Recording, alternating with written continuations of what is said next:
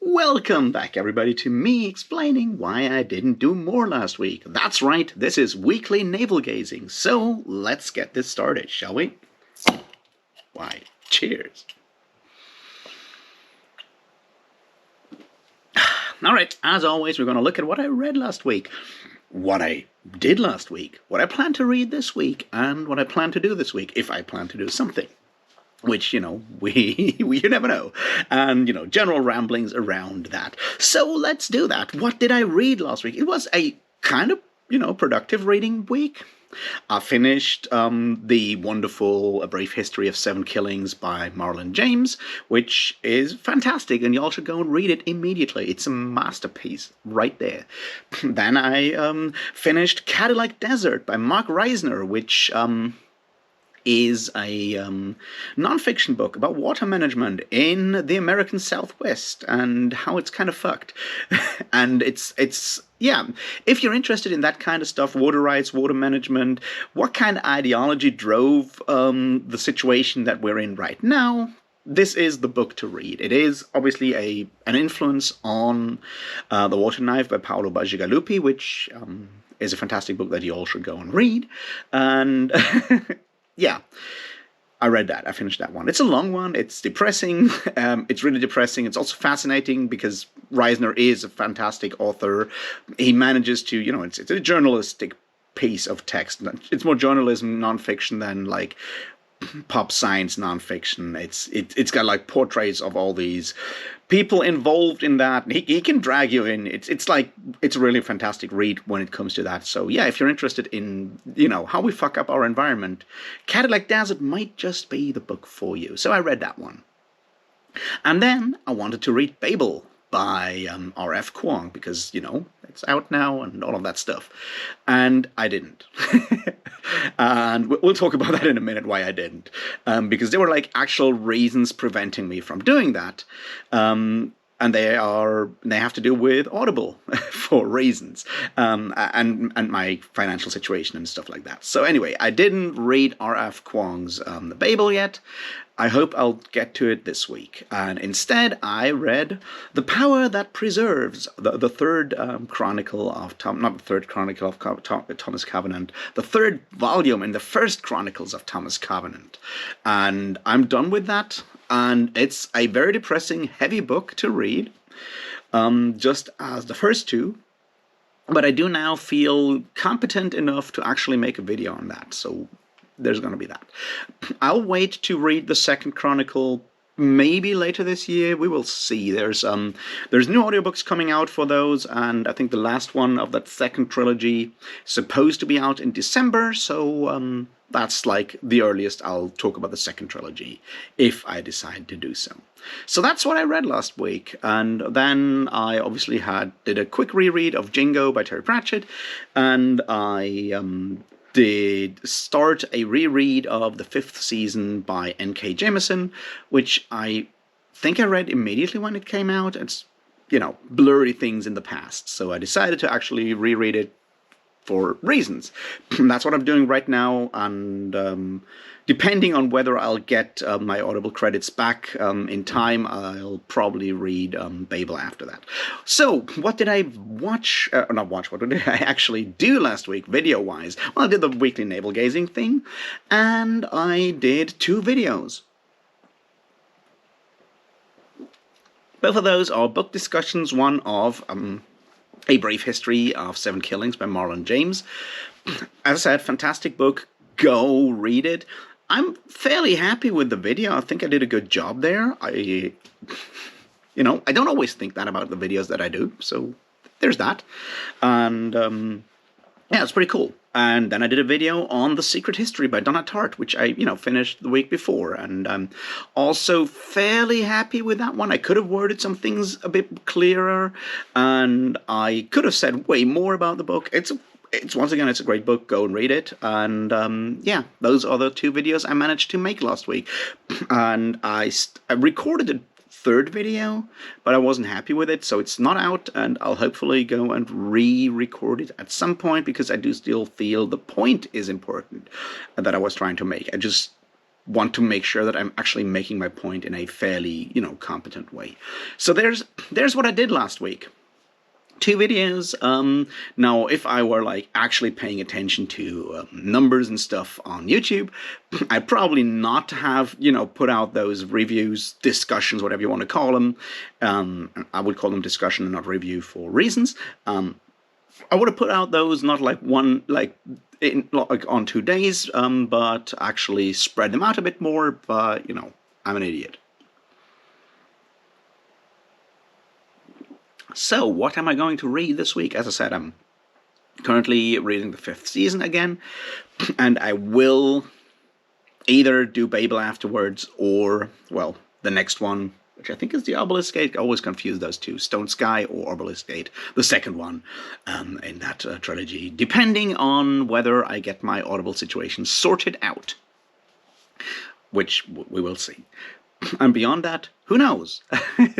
Not me, that's for sure. I'm still waiting for my friend to actually get fully into Assassin's Apprentice so I can catch up to them, and then we'll see how that goes. But that's sort of on the back burner, and I read Assassin's Apprentice before, back in the olden days, which in this case means at least 15 years ago, something like that. So who knows? But that's sort of as far as I have reading plans right now. They might change anytime. We will see. Do I plan to make videos? Yeah, of course I do. There's a bunch of videos I kind of think I will make this week, if all goes well. And that's obviously a Discworld video tomorrow about Jingo. That's the plan, to record the video on Jingo by tomorrow. We've done the read-along discussion yesterday. It was a great discussion. It's a great book. You all should go and read it. We'll read the next one and have a discussion about The Last Continent. That's book 22 in the series on the 25th of September. And if you want to join us on that, well, you got time to read the book. It's 3 weeks. It's a short book. It's a Rincewind book. It's about Australia. It's not about Australia.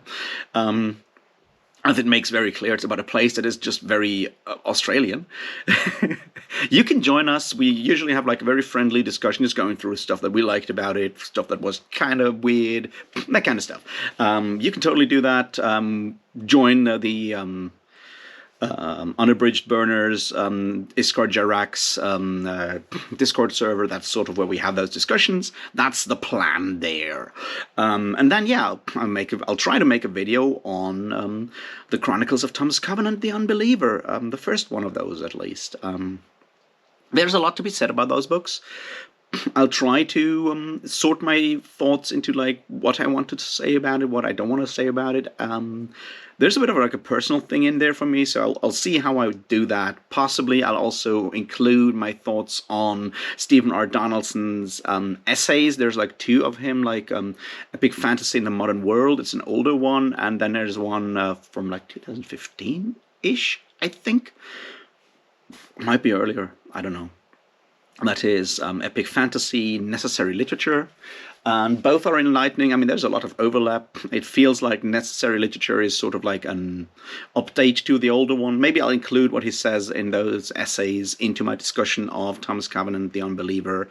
Because he lays out what Donaldson lays out what he wants to do with fantasy in those essays, and it could be interesting to look and see if he can actually measure up to his own like goals, if he actually succeeds at fulfilling those goals, and where he may or may not actually succeed. That's sort of an idea that I'm kicking around. We'll see. That's 2 definites that I want to talk about this week. So possibly I'll just make those 2 videos and then release them in like 2 days and forget to do anything else afterwards. We will see. There's still my vague plan to talk about nonfiction books and just assemble a bunch of nonfiction books that are interesting and have had impact on sci-fi and fantasy authors. And those would definitely include stuff like Cadillac Desert. It might include Julian Jaynes's, it has to include Julian Jaynes's both a conscious beginning of origins of consciousness, and the breakdown of the bicameral mind, which has influenced quite a few authors. Apparently, I might take James Lovelock's Gaia and a New Look at Life on Earth, possibly Joseph Campbell's A Hero with 1,000 Faces, possibly James Fraser's The Golden Bough, that kind of stuff. I'll see what I can do there. I feel it might be an interesting thing to have as a video idea. It's like, where do our favorite authors get their ideas from? And turns out sometimes that's nonfiction, and it's a very specific type of nonfiction. Furthermore, at least that's sort of what I feel it is, and it does. And there might be value in talking about that. So that's an idea that I've been kicking around. I still want to make a new version of that video that I wasn't happy with, which is on like morally gray characters and the issue with that term and why it doesn't actually do what I think it should, what I believe it means. So we might need a new term for what we're actually doing there. That's an idea that I've been kicking around. There's more stuff vaguely bubbling at the back of my mind, depending on like how angry or how frustrated I am with myself, with Booktube and the world. Those things may become videos, or they may hopefully fade back into the grey void of my, well, sort of mind, I guess. So yeah, what's up with the Audible situation? So here's the thing. I obviously have financial problems. You all know that. I've always spoken about that, and I had an issue that my bank account was locked. There was money on it, but it was impounded by the tax office because I apparently forgot to pay something, which really made me happy because now I'm even more broke than before. But during that time, Audible tried to actually take money for its credits, and that was rejected. So what Audible did, it actually annulled like my last credit purchases, and sent me an email that I should send them the money. So I'm like, they literally like deleted like the last couple of things I bought from my library, and they're still waiting for the money. And obviously that will hopefully come out, arrive with them tomorrow, because, banks don't work over the weekend, at least not here. But books that I had already downloaded onto my phone were yanked from my phone. And that's Babel by R.F. Kuang, which I, downloaded last week. I even started like the prologue, not prologue, that first preface where she talks about authenticity, not authenticity, like realism, or like how close Oxford is to Oxford in reality, that kind of thing. I even listened to that, and then they, our overlords in Audible, just yanked that from my phone. So that's why I haven't started Babel yet. And I'm obviously paying those open bills with Audible now, but they'd better send me those credits back, because otherwise it feels like I pay you the money and those credits or books are gone. That would really piss me off. So that's, whenever I get that sorted out, I'll start reading Babel. But until then, I'm still there, and it's one of those things that I feel are, obviously talked about in some circles, but we kind of forget that with stuff like, Audible, or probably also Kindle, right? We don't really own those things. Because they're basically, we own a right to use them, basically, but they're basically just rented in a way. And because we're using their platforms, in this case, the Audible platform, they can just yank those files and they're gone, in a way. Now, do they have the right in this case? I guess. Probably. I feel it's weird to both ask for like a repayment and drop the files. Like, either one would be fine, but whatever. But it's important to understand that with that kind of digital, like streaming platforms, stuff like Audible, these kind of digital platforms and companies, we're no longer really the people that own stuff, which is, the advantage of having like a physical book. It's like, yeah, that stuff's here, and we're not yet at the point where like some Amazon employee will just like break into our house and steal the book back and bring it back to their warehouse. But it was like, I'm not gonna lie, it was kind of disturbing when I opened my phone. I was like, oh, I'm gonna start Babel today, and it's like, it's gone. What happened? And I looked at it, and it's like, shit, it's no longer there. And I checked in the library, it's gone. It's like, so is Brief History of 7 Killings, which I luckily had finished before that, so that's fine. It's like, yeah, that shit's gone. That was kind of disturbing, especially because, it was downloaded on my phone. I'm like, oh shit. How'd you do that? Of course, I know how they did it, but still, it's kind of scary. So there you go. That's my story with our digital overlords and how and why I didn't start reading Babel yet. And beyond that, I don't know. I've been like feeling a bit grumpy over the last week for all kinds of reasons. It was frustrating. I tried to not look at numbers and stuff. There's obviously that idea that book reviews don't do too well. I'm happy to say that over time the discussions for both Brief History of 7 Killings and Secret History did fairly well in views. And that's interesting for me. I usually don't look at numbers, but with this one, I was like, yeah, that's interesting, because those are books that are sort of outside I don't have a brand, but it's something I've been thinking about a lot recently. It's like, you have all these people on Booktube that have are sort of like the experts for some things. Like, it's AP Canavan is the Malazan expert, basically. Philip Chase possibly as well. And then you have people like, I don't know, Daniel Green probably, and Ridima. They are like, they are the experts for Wheel of Time. And then you have people that are maybe seen as the experts. I mean, Derry is an expert on Discworld and the Realm of the Elderlings. And it's like I don't know what I'm the expert for. It's like what people see me as an expert for. That's sort of like an interesting thing, because I obviously bounce around between all kinds of weird things. It's like, but I'm mostly fantasy. I feel like for the first year I was like doing Malazan content, mostly, not only, but mostly doing Malazan content, and I'm like, fine. But then I did like the Wheel of Time stuff and did all kinds of other stuff. It's like, but do people see me as a fantasy booktuber? Do people see me as a general booktuber? Whatever. And both Brief History and Secret History, apart from like having very confusing titles, are both what you might call literary fiction. I mean, yeah, I did like a Thomas Pynchon thing earlier this year, and that's definitely literary fiction. And so like that is like, I was just interested in like if I do like reviews or discussions of decidedly non-fantastic books, if people are interested in that, if different people actually watch those videos than people that watch my, I don't know, Wheel of Time rants or whatever.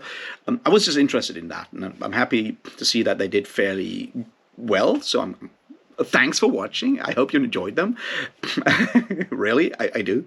And then I had to see that I was losing subscribers, which I try to not look at, but YouTube makes you look at that number at least. It's like every time I obviously have like a second channel, not a second channel, but like, a different account where I spend my time, looking at other stuff that I'm interested in, to have like this account, basically my recommendations be Booktube stuff. So I, see what's going on in the community as far as I'm, I care about it, basically.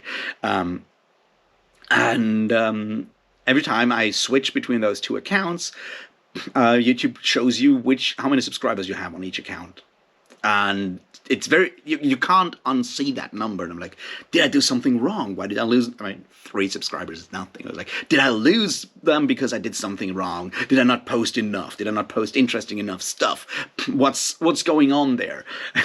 I have 3 people commenting on this video. Did I not say something that like, sparks interest or whatever? What's going on then? It's very difficult to not question yourself. I feel like, at least, that might be, part of like my general mental health and whatnot, but it's very difficult for me to not, sit there and like, have I done something wrong? Because, yeah, it's very, very, very, very difficult to completely go away from those numbers. And even if it's not the numbers, it's about validation in a way. It's like, you make a video, you want people to react. I'm not going to lie. It's like, I want I talk about a book like Brief History of Seven Killings, which I'm like, best thing I read this year. I'm completely hyped about it. I want to talk about it. It's like, fuck yeah. And and then when you get like no reaction, I'm like, whatever. You know what I mean? And that's like the danger and the good thing about like this kind of stuff, like kind of ties in with like the ADHD, right? It's like there's immediate validation, there's an immediate effect. I make a video, I upload it. There's immediate feedback in some way. And when it's good feedback, it's wow, I got it. It's awesome. People are liking this. This is fantastic. And if nothing happens, it's like a punch in the guts, really, in a way. So I don't know. I need to find a way to deal with that and make sure that I don't let that get to me too much. I'm trying real hard. Don't get me wrong, but it's there.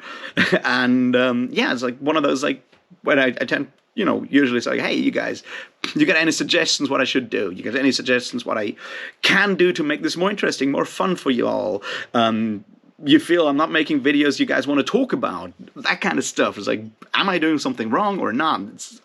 I just want to make clear, like, whenever you feel like you need to tell me something, just, I don't know, either, send me an email or just, like, make a comment or whatever. I'd be happy for feedback is what I'm trying to say here. So that's certainly something that I just, like, thought about a lot recently. Like, what am I actually known for? It's like, in creator, which is already like a terrible word, terms, what's my brand? I'm like, I don't know. Long-haired dude drinking beer and rambling incoherently, possibly. But who knows? So I was just wondering about that. So I don't know if you feel like, what you think, what you feel, what kind of vibes I give off or whatever. If you want to tell me that, it would really help me along, I guess, in understanding who I am. But no pressure there. Anyway, I hope you had a great week. I hope you're having a great week. I hope you read some really fantastic books. I hope you're reading some really fantastic books.